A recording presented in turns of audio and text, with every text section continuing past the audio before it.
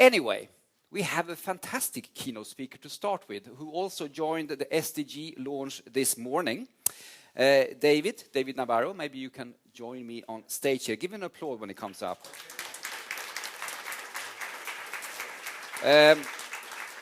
David is UN Secretary General's Special Representative for Food Security and Nutrition and coordinator of the Scaling Up of Nutrition Movement. I know you have a very long history dealing with complex issues in...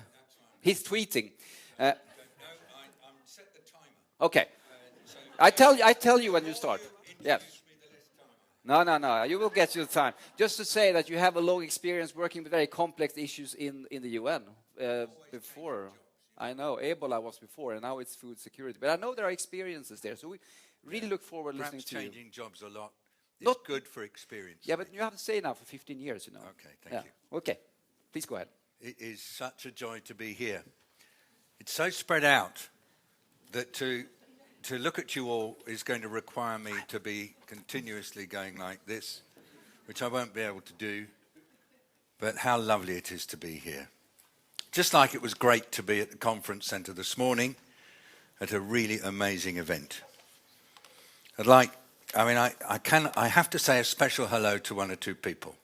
I'd like to say a special hello to the real expert in our midst, State Secretary to the Swedish Foreign Minister, Annika Soda, who has done so many jobs and knows so much that I feel that you ought to be here and I ought to be there. Also to Maria Otterson, thank you for fixing this up and for inviting me along.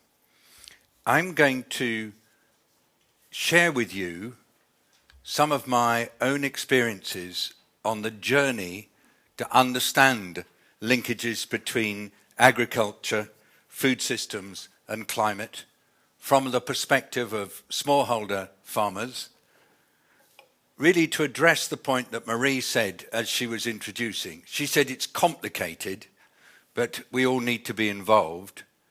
And I thought I would try, through describing elements of my journey, to share with you my understanding of the complexity, to see whether it helps you as you, in your own mind, are making sense of these complicated issues and think about how you are going to align yourself so that you can be as effective as you can be.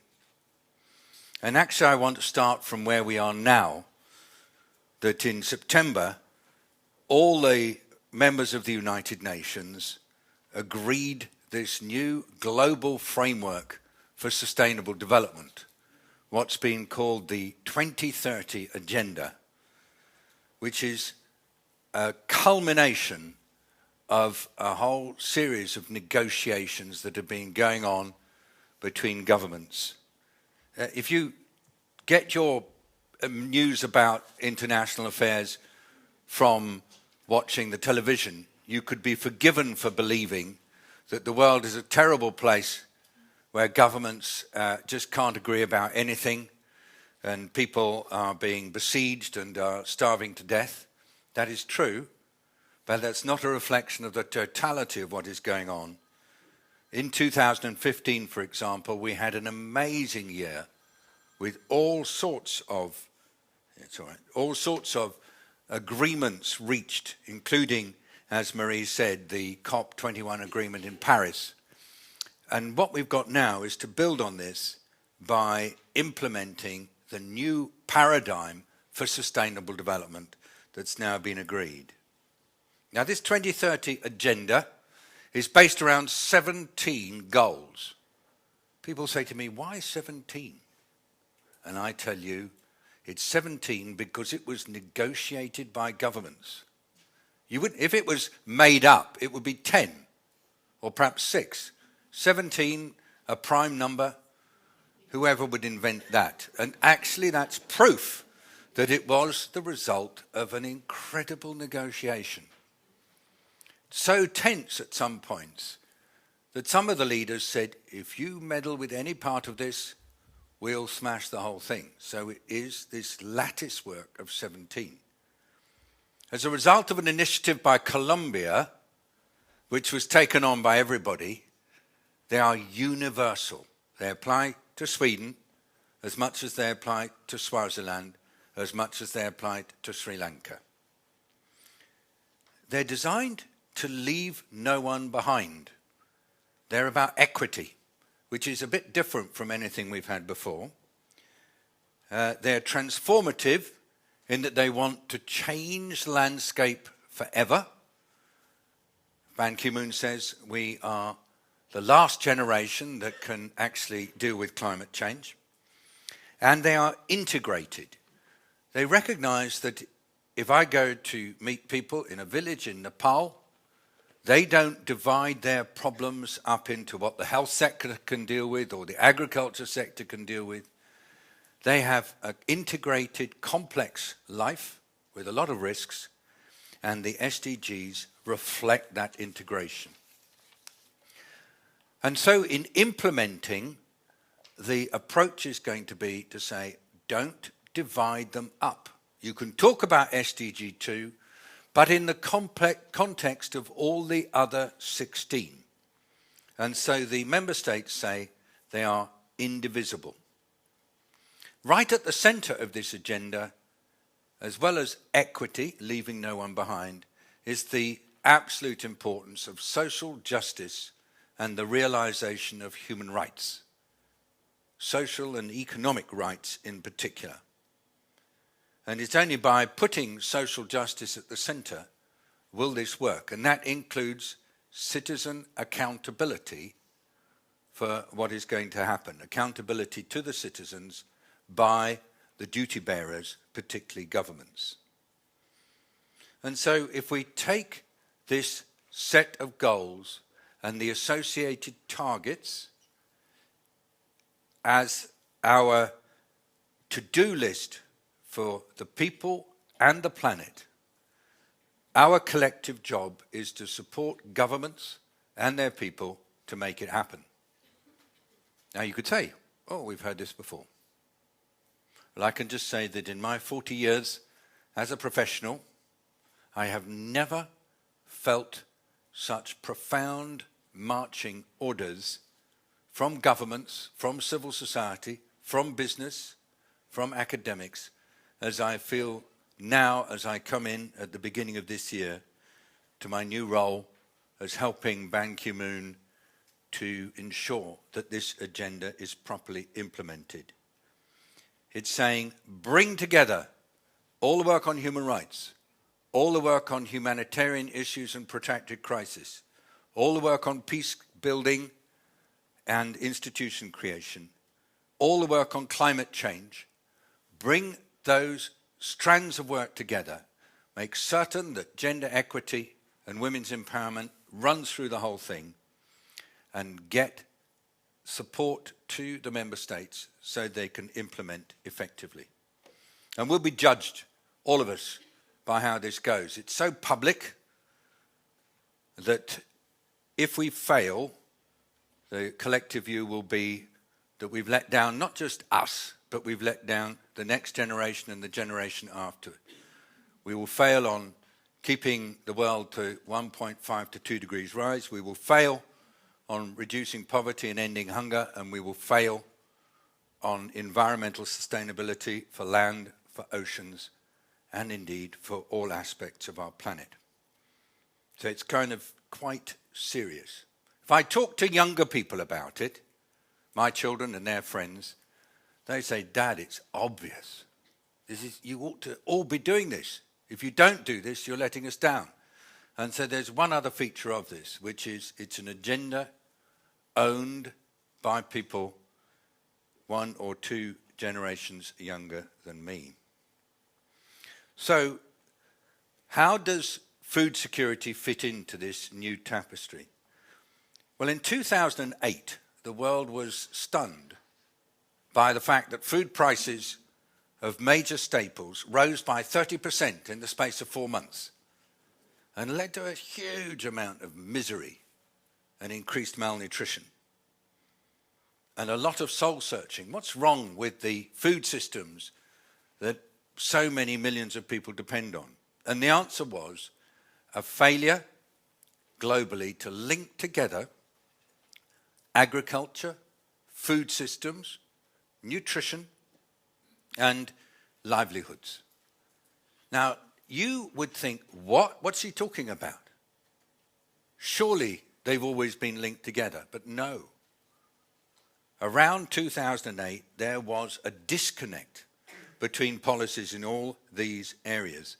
And between 2012, when we had the Rio Conference on Sustainable Development, and last year, a huge amount of work went on, particularly led from poorer countries, to establish a narrative that linked together food systems, particularly production systems, with food distribution, consumption and nutrition, with people's livelihoods, particularly livelihoods of communities based around smallholder agriculture, and anxieties about changing climate. And it was really only by the time the Sustainable Development Goals were agreed and SDG 2 got written that there was an official recognition that hunger, food security, nutrition, sustainable agriculture are densely linked together. And then after COP21, where we were still, Marie, struggling to get food systems into the discourse, climate came in as well. I have to stress this, that in global policy, the linkages were not adequately there. And if you go into any government, you still find it. The Ministry of Agriculture does not always see its role as ensuring that people can access nutritious food. The Ministry of the Environment, which is usually responsible for climate, does not see its role as working with the agriculture sector on issues like emissions from livestock. But the new narrative of the Sustainable Development Goals requires us to join these up. And that's what I would encourage you all to be thinking about.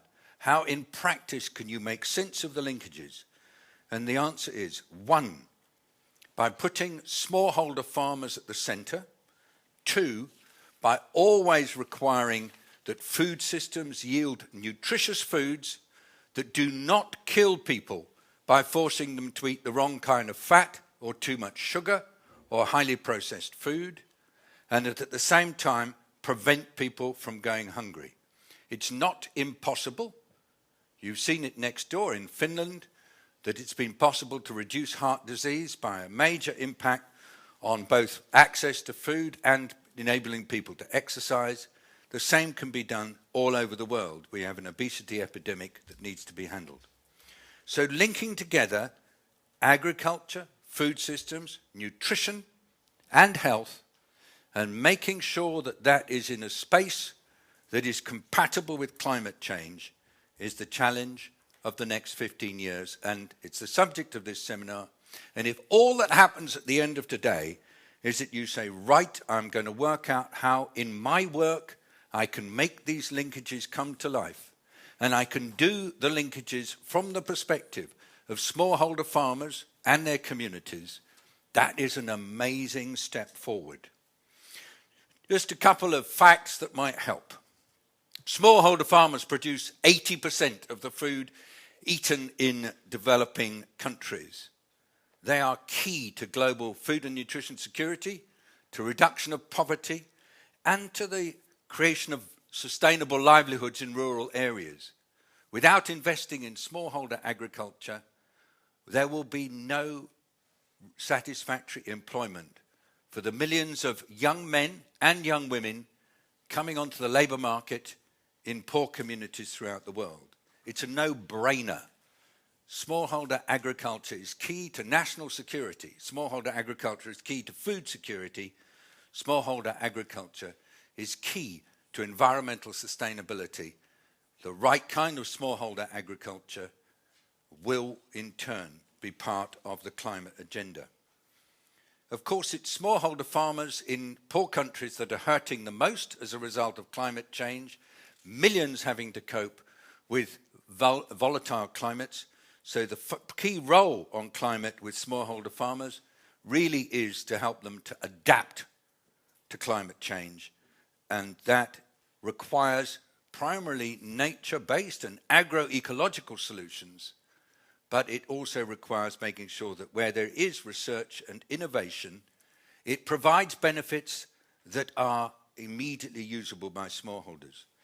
As well as technological change and research, there is also necessity for smallholders to benefit from incentives to help them adopt farming practices that are sustainable, to insurance, because particularly with climatic events, they suffer catastrophic losses, and indeed also to agricultural extension services, which have been neglected in the past few decades, because they are key to helping them adopt more sustainable and more resilient livelihoods. Just like to stress that Sweden has one or two extra features to add to the agenda. In Sweden, you have fought very hard for gender equity in your institutions, and in agriculture and food, there is a massive need to be able to ensure that women are empowered so that they are able to benefit from any improvements in agriculture and don't end up doing the rotten jobs because all the good stuff goes to the men. So the linkage of gender equity, that the gender goal with the goal 2 is key. As we heard already from Marie, you can't do agriculture and food systems without focusing on water. And lastly, I'm going to say that you can't do agriculture and food systems without democratic institutions that focus on key requirements for work with smallholder farmers. One is on land tenure, and there the Committee on World Food Security, which you have supported in Rome, has been a main supporter through its voluntary guidance on land tenure. It's like a kind of investor's code, together with the voluntary guidance on responsible agriculture investments. Democratic institutions are key to working with smallholder farmers, including associations of small farmers, which fit with Swedish perspectives. And lastly, this work requires multi-stakeholder partnerships. Governments can't do agriculture and food security on their own. Quite often they mess it up. The former agriculture minister of Nigeria, who went into the African Development Bank last year, said to me when I last met him, it is absolutely essential not to let governments run agriculture. You need multi-stakeholder partnerships with the governments creating the investment frameworks and providing an environment which protect the interests of smallholder farmers. And that means that agriculture, food systems, nutrition, and climate compatibility depends on the coming together of business, civil society, academics and scientists, farmer organizations, and government, facilitated often by international organizations like the United Nations or investment groups like the International Fund for Agriculture Development, often with the kind of brokers who can bring different groups together so that they can develop trust and learn to work together in the way that brings benefit to smallholders. There are many examples, and CEDA has supported a lot of them, but these need to become commonly accepted practice. I hope that these remarks help a little bit with starting, if you had confusion, to help you to find the way through it. And if you knew it all and weren't confused, could you please send me an email immediately, because we need to work together, because I'm still quite confused. Thank you very much. Thank you very much.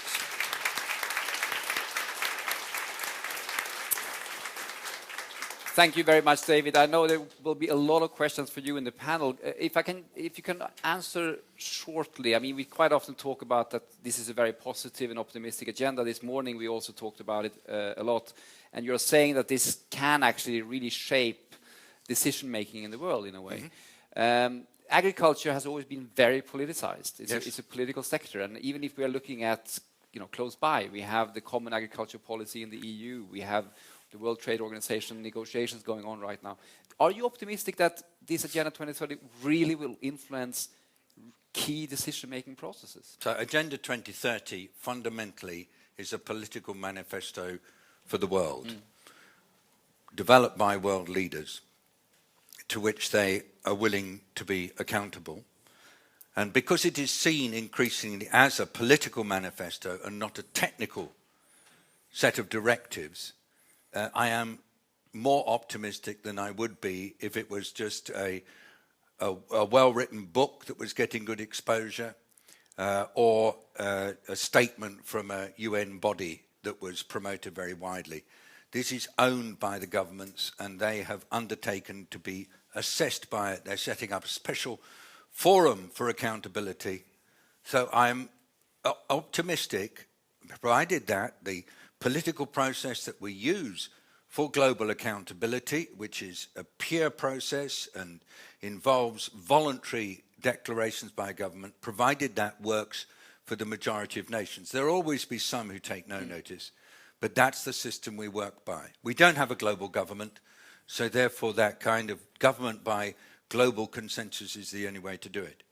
I'm more optimistic about this than I've been about just about anything else that I've been involved with professionally because of the level of political support. Excellent. Thank you very much. We will come back to a lot of the questions about smallholder farmers, in particular, I think, in the panel debate, and definitely I will let the audience then ask the really smart questions. So thank you again very much. 20 minutes. You realise that was exactly 20 minutes. I know. You see, Come on. I'm a moderator. You are such a moderator. He's not only super nice guy, but he does it right. Thank you very much. He was looking there. We were... Yeah.